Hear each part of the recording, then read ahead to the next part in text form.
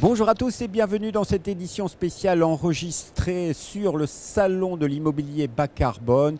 Et oui, il y a urgence en matière de climat, il faut que le bâtiment change, il faut que l'on se mobilise et ça passe par les jeunes. Et bien justement, nous accueillons des jeunes ambassadeurs du climat de Guyane avec Sophie Depalu, Lindsay Benoît et Noédouine Saint-Germain. Bonjour à toutes les trois.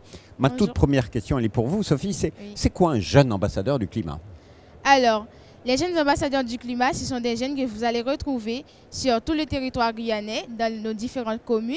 Ce sont des jeunes qui sont engagés sur des questions du développement durable et nous sensibilisons la population guyanaise autour du réchauffement climatique et d'autres sujets porteurs sur l'environnement. Voilà, donc vous êtes un petit peu des militantes, mais concrètement, Lindsay, c'est quoi? C'est au quotidien? C'est toutes les semaines? Que faites-vous? Quelles sont vos actions concrètes? Alors concrètement, nous, on va se rendre, du coup, comme l'a dit Sophie, sur les communes.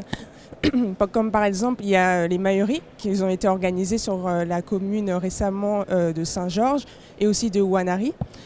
Donc là, c'est de la collecte de déchets en fait au niveau des différents espaces en fait naturels des communes. Il y a aussi du coup la participation à des événements comme ici au CIPCA, mais aussi en Guyane avec récemment les journées d'adaptation au changement climatique. Donc on a été présent pour pouvoir faire valoir nos revendications.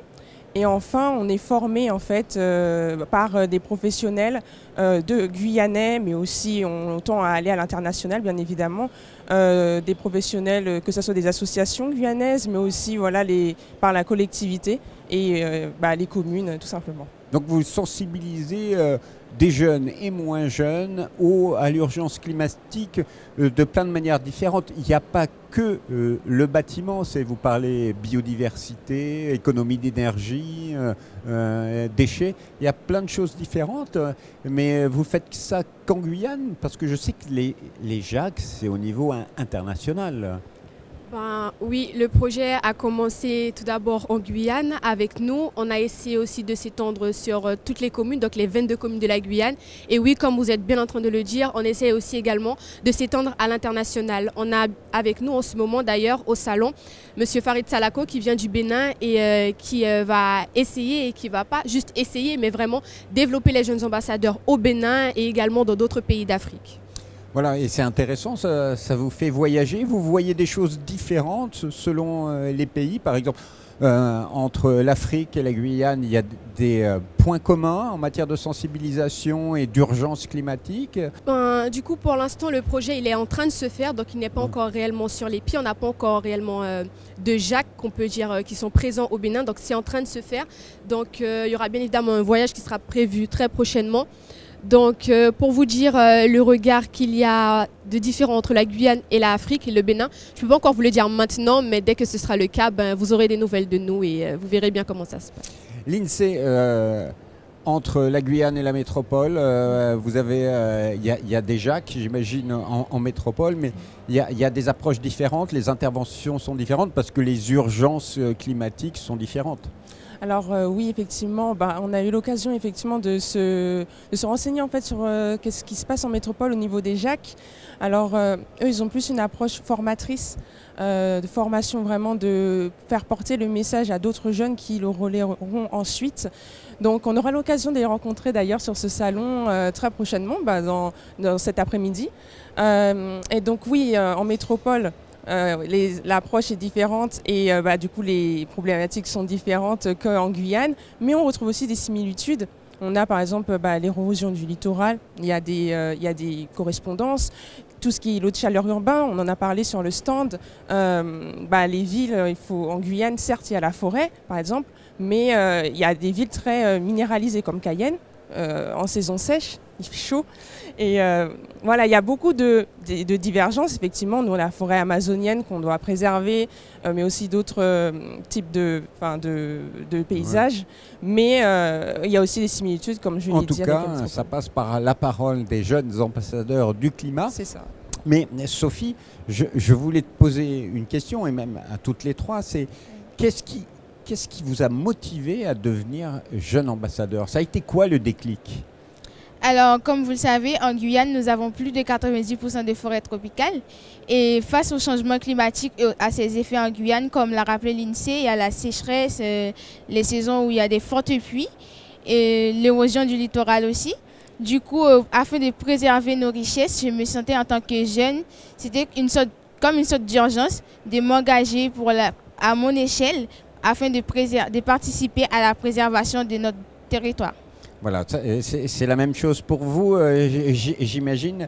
Lindsay, est-ce que travailler pour le climat, ça vous donne une idée d'un projet professionnel aussi ou pas?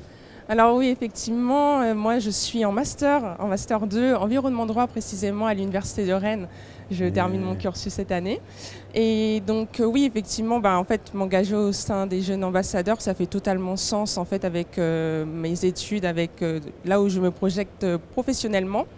Donc tout fait sens et effectivement... c'est un tout. C'est un tout, exactement. Voilà. Et j'encourage effectivement les autres jeunes qui sont dans le domaine déjà ou qui sont intéressés à aussi rejoindre l'aventure au sein de leur commune, en métropole ou voilà, il y a une vraie motivation, on l'entend chez l'INSEE. Noédouine, j'imagine que pour toi aussi, il y a ce type de motivation. C'est un projet professionnel également.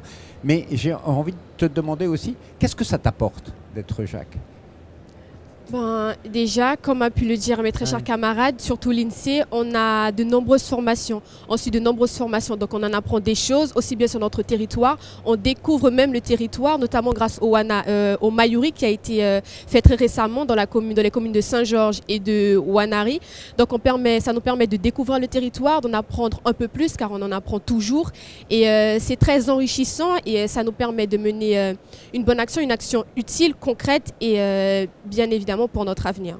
Alors, quel est le message que vous avez envie de faire passer aux anciens et aux jeunes? Est-ce que les choses bougent? Est-ce que ça commence à changer ou pas? Déjà par nos différentes sensibilisations en Guyane et notamment l'année dernière aussi à l'occasion des Jeux Olympiques, de l'arrivée de la flamme olympique dans la ville de Cayenne, oui. On peut dire que d'une certaine manière, on arrive à les sensibiliser et je sais que d'une certaine manière quand même ça résonne un peu tout de même dans leur esprit et on arrive quand même à avoir un impact. Un message à faire passer, l'INSEE? Moi, j'aimerais faire passer aussi un message aux élus, aux décideurs.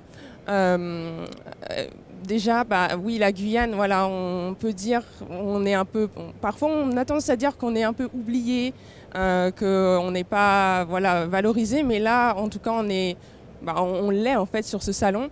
Et donc du coup, oui, la Guyane, c'est un territoire qui a beaucoup à offrir et qui est aussi impacté par le changement climatique. Et il faut le prendre en compte, que ce soit dans les décisions, dans les lois, dans les décisions locales. Et on a notre mot à dire sur ça. Et voilà. Écoutez la Guyane et ses besoins. Merci l'INSEE. Et donc tu as commencé l'émission, Sophie. S'il y avait un court message à passer aux jeunes Français, c'est adhérer, jeunes métropolitains, c'est adhérer au Jacques. Alors, comme le rappelle notre slogan, nous n'avons qu'une terre, une chance. C'est à moi, c'est à vous de le préserver. Du coup, le message que j'aimerais faire passer, ce serait à nous tous de nous engager, de nous mobiliser pour préserver notre planète. Voilà, c'était la plus belle des conclusions. Merci infiniment à toutes les trois. Si vous voulez en savoir plus sur les Jacques, vous allez sur le site internet jacques-asso.fr. Et quant à nous, on se dit à bientôt pour une nouvelle émission sur le salon de l'immobilier bas carbone. Au revoir et à bientôt.